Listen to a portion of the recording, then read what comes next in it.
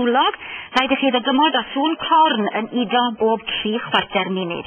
Wel, yno mae mlaenir heno a'r secyn mwyaf gogleddol yn Cymru mae debyg i ameinydd? Wel, ie Sam, sy'n golynodd yn un fwy gogleddol yng Nghymru na lle da ni hyn yma ym Mhwynt Leunad. O rwan ta pur anamal mae yna oleidy yn dod ar y farchnad. Gewch chi wybod mwy am beth da chi'n gael, beth da chi'n cynnig lle yn y man. Ond yn gyntaf, dwi hefyd wedi bod o amgylch rhai o oleidau enwocaf Môn. Ar bwynt mwyaf dwyreiniol yn ynys mae goleiddu trwy'n di Penmon a adeiladwyd yn 1838. Rhydyddio rhag y creigiau geirwan sydd rhwng y goleiddu a'r tir mawr ma Penmon. Ac os ydy'r gola ddim yn ddigon, mae yna hefyd gloch.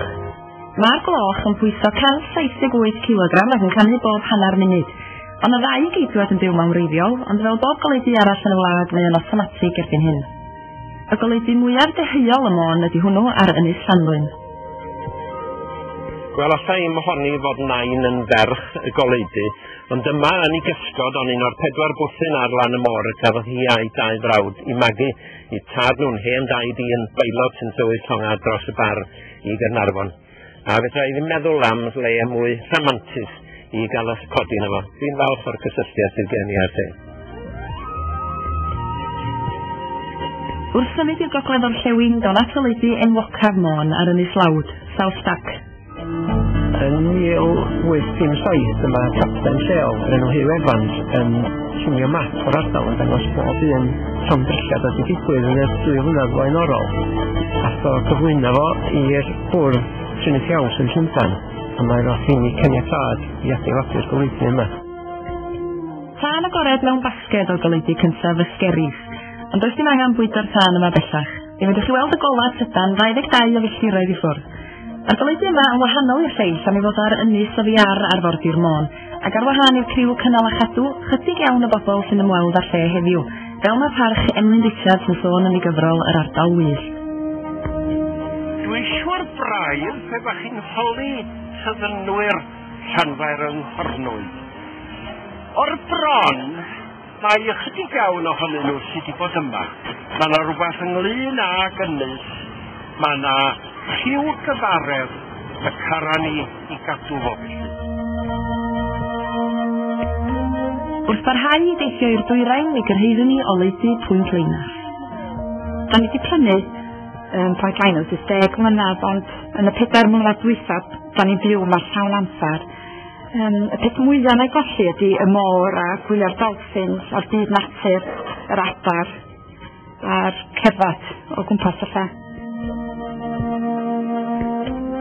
Mae'r môr o fi ar arfordir gogledd Ynys Môn yn lwybr pwysig i Longa, ac yr gorsaf deligraff yma cyn adeiladu'r goleiddu presennol yn 1835. Y Mercy Docks yn haf y bod ar ei adeiladu hwn. Yr un pryd ac oedd gen i'n gorsaf peilot yma hefyd. Ond mi oedd y gola yma oedd wedi tablu'n fyny 20 milltir. Wedyn o'r llonga yn dod i fewn reit agos, cos mae'r dŵr reit dwfn. Di Gaenor Perry yn byw yn y goleiddu uwch y dŵr dwfn yma pan oedd hi'n blentyn. Gath yn had i wneud principal keeper yn 1949, a dyna pa pryd oes i yma. Ac wrth gwrs yn y tŷ yn anfarch, o'n i wedi bod yn y tŷ cyn hynny wrth reswm, ond nid i ddew yna. Dwi'n ddim oedd o'n rhyfennol, ac ydy gwir. Do'n i'n lot o ffrindiau'n byw mewn goleiddu, ac oedd llongal o'n ei dydd. Ac dwi'n cofio'n had deffro fi rhyw ganol nos rhyw bryd, a dweud, cod sydd i fyny. Ac oedd y Mauritania yn mynd heithio. Ac oedd yn wow ffactor mawr i mi, rhyw filltir i ffwrdd. Cyrn niwl o gynnyn o mewn amryw o leidau, ond mae gwn o ganddyn nhw. Gwn o'n cael ei danio fo nwy. Pobl yn dweud bod nhw'n gallu clywed y gwn yn ffanio yn amlwch, ond oedden ni'n cysgu trwy fe gyd. Ond ran rhywun yn prynu rwan, wel, ma'n just yn cael y lle gorau yn y byd.